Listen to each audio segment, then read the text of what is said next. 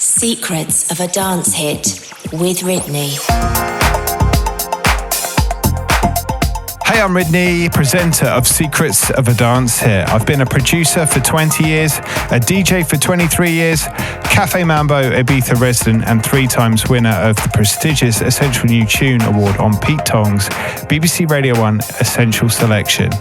I've had music on labels including Defected, Toolroom, Ministry of Sound, Nervous, Size, Spinning, to name but a few. And what is Secrets of a Dance Hit? I'm having a look and a listen to some of my favourite records from my favourite producers.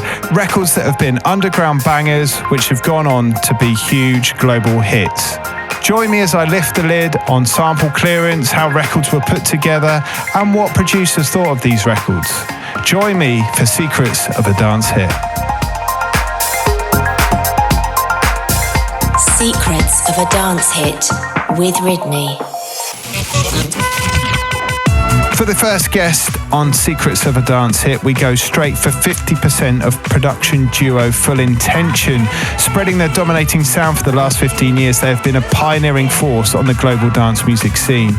They've had a string of successful hits as Full Intention, producing such hits as I Love America, I'll Be Waiting, Spanish Hustle, Everybody Loves the Sunshine, and Sexasonics, I Thought It Was You. But today, I'm talking to Mr. Michael Gray about his hit, The Weekend. Secrets of a Dance Hit with Ridney. Right, welcome to the show. This particular episode, we're going in with one half of Full Intention, the man like Michael Gray. Michael, welcome to the show. Hello, nice to be on it. Now, the record I'd like to talk about is The Weekend, which was obviously a massive crossover success for you. Looking through the stats earlier, I'm sure you know these, but I'm going to tell the listeners anyway because they're super impressive. Am I right? Number 1 UK? It was number 1 in Poland, number 7 in the UK. Number 7 in the UK, but number 1 on all the dance charts, wasn't it? And then right across Europe, it went absolutely massive. Top 10 Billboard's Hot Dance Airplay, is that right? That sounds about right, yes. So, the beginning, how did The Weekend come about? Well, The Weekend, originally, I put the idea down with 2 singers, Shenna and another guy called Xavier, who we'd actually used quite a bit on our Full Intention records, particularly for BVs. Okay. With Xavier. Put just the rough melody line that I got the idea from an Oliver Cheaton record. Yeah. Put that down. And then when I'd finished with it, it was kind of good, but it wasn't. I didn't think it was good enough. And then I was producing this new band called Portobello. I got on with that and done that for the next year. And I just put The Weekend idea just on the back shelf. And then when I'd finished producing this band, I went back to it, and all of a sudden everything just fell into place, literally within about a day. Wow. And the speed of it was so fast because all the ideas started to just drop into place. Sometimes that happens, that even though it was a year's gap, there was kind of, a one day either side of it. It's hard to explain, but you kind of know you got something, but you don't know exactly because you're trying to make a record that sounds slightly cool. You're trying to keep it cool, but at the same time you want it to have a commercial appeal as well, especially with a title like The Weekend. Yeah, absolutely. Was the production kind of, when you went back to it, did you think, oh, the production needs to change, or the drums, or anything like that, or were you still happy with how you'd left it? No, it completely changed, except for the chords. The only thing I'd left was some Rhodes chords in there and the vocals. That's all. I stripped it right back to that. I hadn't put hardly anything in the first place because I was so busy with this band I was producing that I really didn't have that much time to go back to it, and I just thought it's good, but it's not good enough. I had something very rough, and then when I went back, I completely changed it. I can't remember what the bit was that kind of changed it. I think it's when I got the riff up, and then the bass line. I wanted that French sounding bass line. And loads of compression on the whole mix at the end, which was very current then. So it's had a French sound to it. that was kind of mainly it. But a lot of it I always find with these records is it can be just by changing the drums, or just even the kick drum can radically change, as you know from producing yourself, can radically change the whole sound of a record, or could just really make it bounce where before it sounds quite ploddy. It could be the smallest of things that can make a record sound amazing. So that you kind of went back, readdressed it. Was there anything else you introduced, new elements? I noticed on the geekery of finding out about the record that there's bits, not necessarily sampled, but replayed bits. Is that right? Did new things kind of crop up? Yeah, there's one bit that was replayed.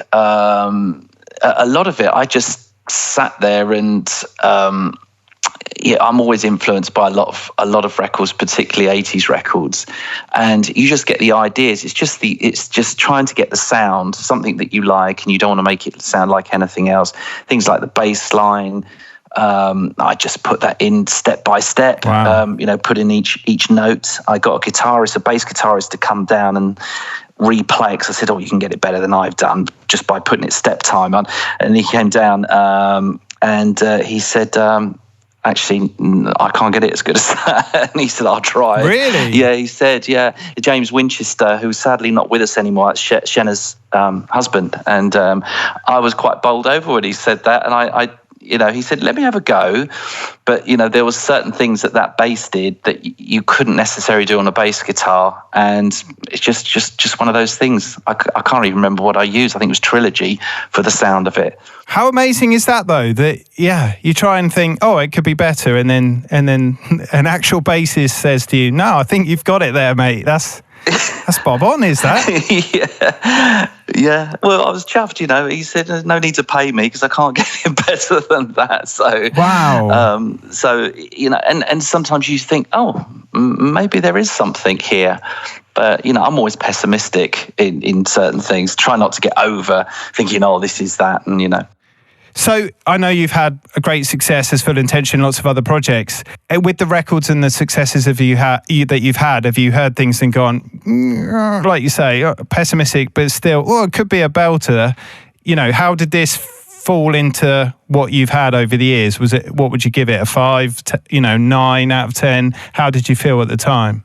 Oh, right. Well, it's quite funny. I think a 9.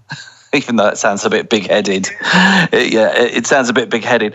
But there's a little thing, and again, as you probably know this, when you've got something from something so simple where you have the breakdown at the beginning, let's say the obligatory breakdown at the beginning, and then you kick all the bass and drums in. Yeah. And if you get that hairs on the back of your neck when that kicks in, and you don't have to dress it up with crashes and whooshes and effects to make it sound like, this is going to take off, and it just kicks in and you get that good feeling, you've got something. Yeah. And I felt I had that, and that was the moment. I know exactly what you mean when you're like, everything kicks in and you're like, I don't need to put anything else in that mix. This thing is cooked perfectly. And if you listen to Weekend, there's no crashes on there. I thought I'm going to make this minimal as possible. I'd not noticed that, but straight after this conversation, I'm going to have a listen. There's no white noise, nothing like that. So it's doing it all itself. Yeah, I mean, my blueprint for when I set out to put that together, I wanted it to have the simplest of parts, but the best parts that I could possibly get. And I got that idea from Nile Rodgers and Chic. There's a record called Good Times, as you well know. And lucky enough, years ago, I remixed it. Wow. And for a DMC, it was just a DJ-only thing. Listening to those parts was a learning curve for me, because you realise there's not many parts in that, but every part, like the Rhodes, the bass, the guitar, is just so well recorded and so fat sounding, interesting parts, and they all just gel together. You don't need to dress it up with loads of other stuff, and that's what I tried to do. I mean, the Weekend as well, every part was recorded. I then fed through my TLA M3 mixers, which if people don't know what they are, they're basically valve nice inputs. Yeah. So, and I've still got them to this day. And brilliant. Yeah, and everything's fed, so you get that extra warmth. So I try to recreate it. So, well, not recreate it. Try and create something that all I wanted to do at the time was make a record that people might play in 10 years' time. Thank God they are. Which they are. Well, it's gone past that, right? Yeah. No, I'm very grateful, especially to radio.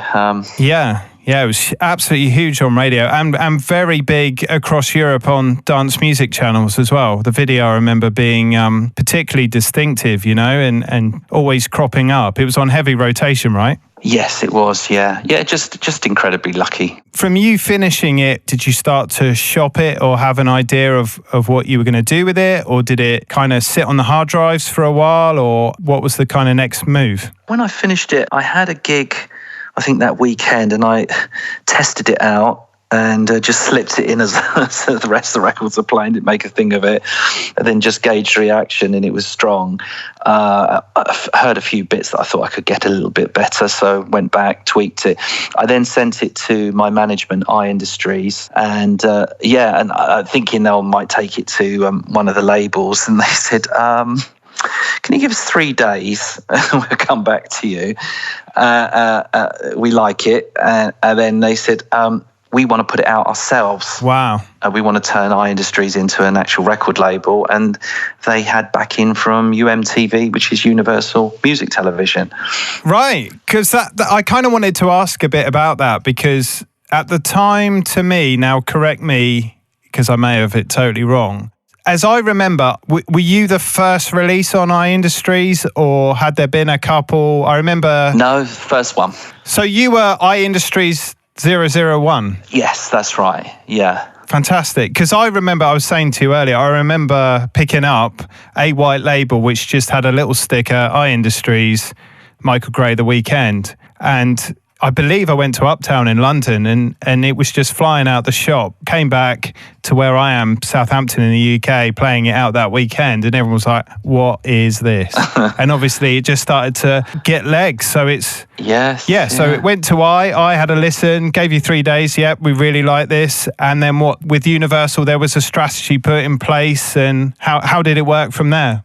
Well, basically, the original version, which obviously the one you've got, is all I'd recorded was a chorus. It was just the chorus. I wanted to keep it really simple, no verses.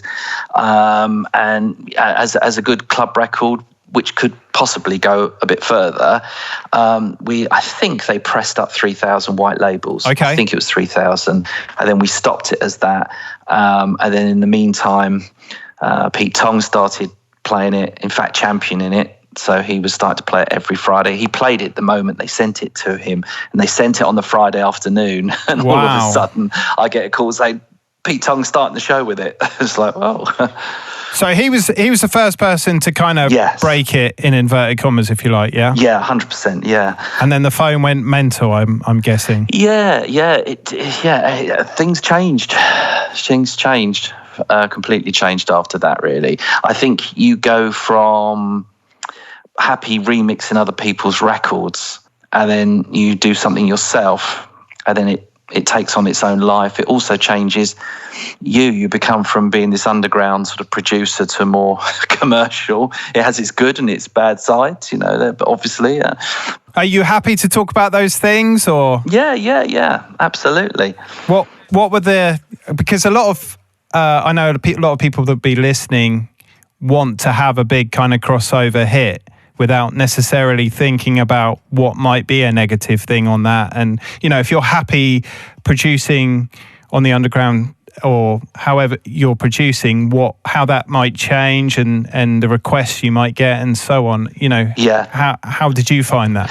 I mean, I wouldn't change it for the world. I think the only thing, one of the things I noticed was when it comes to DJ gigs, you don't get, the underground fraternity and promoters don't see you as cool anymore. Not cool, That's probably the wrong word. That's a bit strong. They don't see you on maybe not quite suitable because you've crossed over. You've crossed over to the other side. It's only now that people accept it. And so, unfortunately, and the other problem you've got is that you're getting booked for gigs where they expect you to play that record because it's crossed over, plus loads of records like it. And as you know from a DJ point of view, the buzz about DJing for most of us is being able to go out and play new records, which people that get excited about. Yeah. You don't want to go and play something that's just exhausted and you've heard it for the millionth time and so on. Yeah, exactly. And it's all about testing all your new records and remixes out. That's what it's all about. So, but the funny thing is, to be quite honest, when the record came out, I had actually stopped DJing because I was concentrating on producing this band. Okay. And then obviously this single. Then we had twins come along. Oh wow! On top of an 18-month-old son, so it's crazy in the house. And I'd done very minimal amount of gigs in London, and that was it. I then had to sort of really get back into doing it a year later, and then you watch that sort of change. But however, I wouldn't swap it for the world. Loved every minute. I was going to say, with 3 kids as well, that's some impressive moves to juggle parenthood and DJ life as well. Yeah, it is, and it's not just that. It's the fact that I love being in the studio as well, 5 days a week. Something has to give. You can't, So when I did go back, I only chose to DJ every other weekend. It's just too much. So could have rinsed it a lot more with the DJing gigs and the money, but I chose not to. Yeah. I think it's good to get a balance between family life and DJ life, right? It's good for your own kind of well-being. 100%, 100%. No, that's the thing.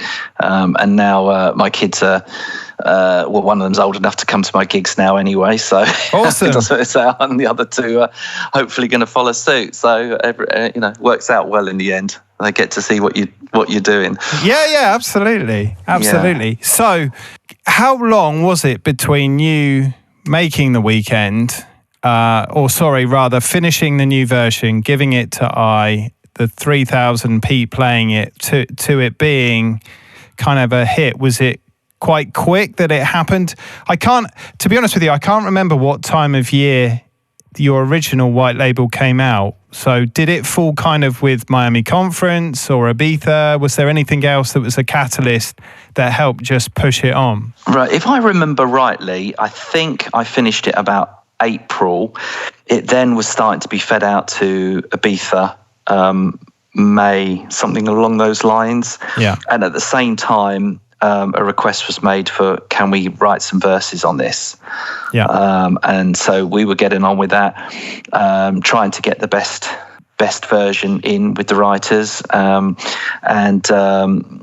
We suddenly, a version came in from someone, from Jim and Sal Irvin, who are brilliant writers, and it just completely blew me away because it was different. It was the way it was sung was differently. It had this slight different slant to it. Yeah, it's hard to explain, but it was just different from all the others that came in, and but it obviously had the "Can't Wait for the Weekend" sort of theme running through it. But the style it was done, so they had Sal had sung that in, and then we got Shenna in to sing it.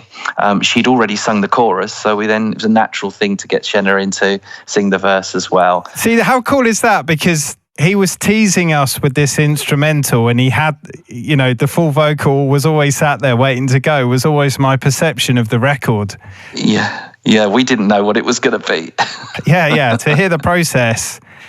Through to then Sheena being able to do the whole vocal and obviously having done the chorus. Yes. It was just like the perfect fit, right? Yeah, absolutely. And she'd done a wonderful job, and, Shenna's great. Such a good singer and perfect person for that. So it worked out really well. You just kind of know when these versions come. I remember just being so excited when I heard the demo come in. I thought, oh my God, that is it. That is exactly it, because there's a lot of pressure then at that time. Sure, yeah, I can imagine. To come up with something, to take it to the next level, i.e. radio. And yeah, so luckily it did work. I think then it was due for release, I think it was the first week of November, but it had to be put back for some reason. I think Radio 1 had B-listed it, and we needed to get it to A-list before we wanted to release it. And luckily we did. Yeah. It then charted, it went straight in at 7, and the call for Top of the Pops came. So that was... Which I do remember you being on there. That must have been awesome, right? Yeah, I try and forget it. Really? Only no, in a jokey way. I mean, I love the day. It's just that at the end they just put this great big arrow up going Michael Gray above me, which I think it just looks so cheesy. I thought, why did they do that?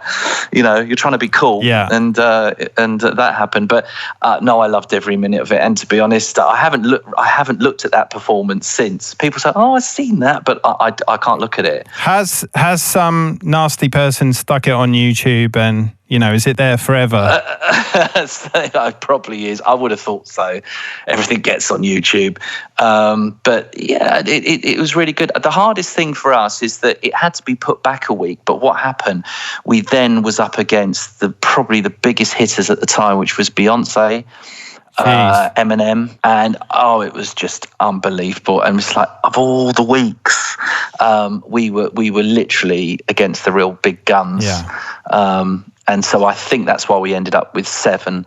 But however, we went to number 1 in Poland and around the world. It done very well. So I'm happy. I didn't even know it was number 1 in Poland. I didn't know until only about 2 years ago. Wow. I had no idea. I remember thinking, I must have been in a bubble. I think it's been so tired from at the same time having the 3 kids so young. Yeah. Someone probably told me and I didn't realise. It's like, I remember thinking at the time when I started back DJing, and I think getting a lot of requests to play in Poland. Right. But didn't realise it was number 1. Had no idea. Was there not like a big gold disc that plopped on your front doorstep, which was like Poland number 1 or anything like that? Did that ever turn up? No, don't remember getting that. That's quite funny. I got the disc for radio play. I've got that up on my wall. And how well do you get on with your postman? Is he got it on his wall at home? Yeah, maybe he's whipped it. But no, it's a brilliant time. A brilliant time. Yeah. So how do you feel now, listening back to it? Are you as happy? A lot of people that you speak to go, "Oh, I'm not so sure about how I put it together back then and how it sounds." And other people are like really happy with their records, say, "No, I still play it now. I love it." How do you feel about the weekend? Yeah, I'm still immensely proud of it, and I do still play it every now and then. If the promoter and say, "Look, could you play it?" Or a lot of people ask, and I might play at the end. The only thing I always think is back then it was quite acceptable to make house records at 127, 128 beats per minute. I think nothing off the tempo. I think that's quite normal. But now it sounds so fast. So I always play it slower. 124 probably is the most I'll play it. Yeah. And it actually sounds better. To me, it sounds better slower. I cringe if I'm in a club and a DJ plays it or a party and someone goes, "Oh, he's here, we'll play it." And they go and play it at +8. For people who don't know what +8 means, it means that's fast. It is very fast. And you're in 130 territory there, aren't you? At +8? Easily. 132, 133, and it starts to sound like a trance record. And I'm cringing. I'm thinking, this is not how I made it. This is not how I made it. So so apart from that, and they think they're saying, "Oh, he's here. We better play it." I thought it's only I don't mind playing it at the right speed or slower. But when it goes much faster, to me, it just makes you cringe because the groove goes. Yeah. And that's the biggest. Yeah, you've lost the purpose of what you were trying to do there. Exactly. Surely. Exactly. It's got to groove. So the question I've forgotten to ask, which is on my list, and I know a lot of people who listen will want to know, is what kind of kit, if anything, any go-to studio kit that you were using at the time, or you've already said certain types of kit, but what you were using at the time and the stuff you still go to now, because I know a lot of people will still follow your sound today with all the projects you do. the kind of tips, if you will, production tips, Yeah. kit, all that kind of stuff. Are you happy to share that? Yeah, of course. Yeah. I've got to try and remember this now. She put me on the spot, but I think. Oh dear, sorry. It's all right. The bass was the Trilogy.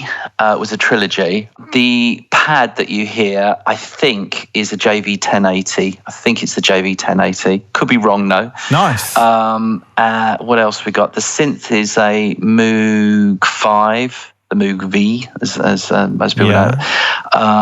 What have I missed out? Am I missing out some other bits and pieces? There must be.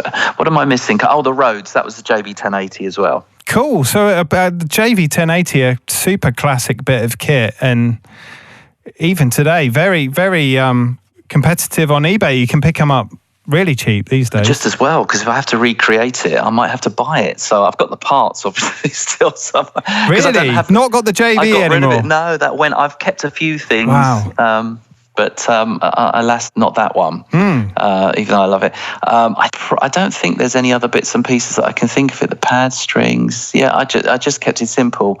I'll suddenly think of something in about half an hour's time, thinking I've missed something really fundamental. I think that'll be amazing. I think, there's lots of established upcoming producers that will be really interested to have a quick insight into sort of what kit you use. I didn't realize it was a JV 1080, and then I think that's awesome. It sounds great. Oh right, yeah. I'm pretty sure that was again, all this stuff I fed through these Valve EQs. Yeah. Which gave that warm sound, right? I know you were saying earlier about the kind of French thing, and I think that's why the record popped to me at the time is, Daft Punk, Kryder, Roulet, all those kind of labels. There was a big French sound going on, and The Weeknd totally, worked into those DJ sets. And yeah, I mean, I love all those sort of tunes. I was very influenced by French sound. Yeah. So I think that all helped, right? Because it just added the real warmth that you can hear on the record. Yeah, I'd like to think so. Next month, I have been asked by Future Music to show how I did it. So they're coming around to film me. Yeah. No way. Which is going to make me think, that's the one I'm probably going to do. They've let me choose. I'm doing two, one of today and one of, back then. So that might possibly be the one I'm going to go for. How cool would that be? The only thing is I've got to just... You need a JV super quick. That's what I'm thinking, yeah. I think I might just... I've definitely got the parts. I just got to have a look on eBay. They're about 100 quid. Yeah, I might have if to you're do really that. lucky, you can get all the expansion cards as well. Well, that's what I had. Now that you just reminded me, I had the 70s and 80s card. Expansion card, and that had all those. In fact, all those Rhodes sort of sounds we used to use on a lot of the Full Intention stuff. Okay. We used a lot. That was a staple diet, to be honest, when we were doing all the disco things. That was a brilliant card to have. Yeah, I shouldn't have sold that. Never mind. Yeah, there you go, guys. You've got an insight into the Full Intention sound. Right, so all I can say is thank you so much for an insight into The Weeknd. Oh, you're welcome. It's amazing to hear, how it happened and how you went about it. Obviously, you are still super busy as one half of Full Intention.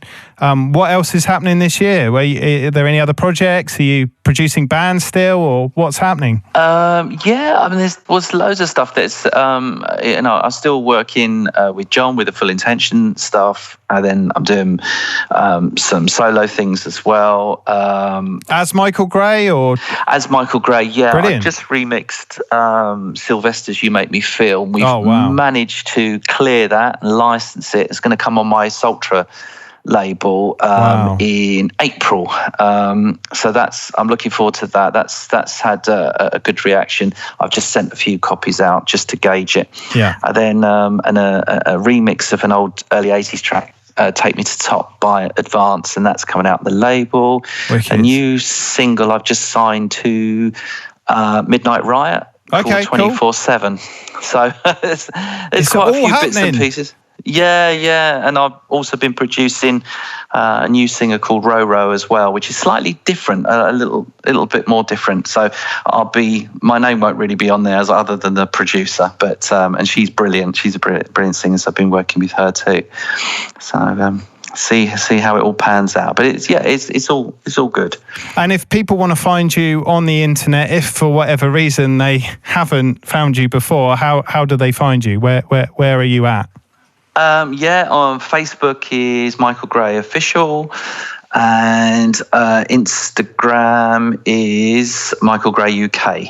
Awesome. Well, Michael Gray, thank you so much for joining me on this episode. You're welcome. I enjoyed it. And look forward to seeing you soon, my man. Yeah, will do, definitely. And send me that new track of yours. I will. As soon as we finish this, I'll ping it over, my man. All right, take care. See ya.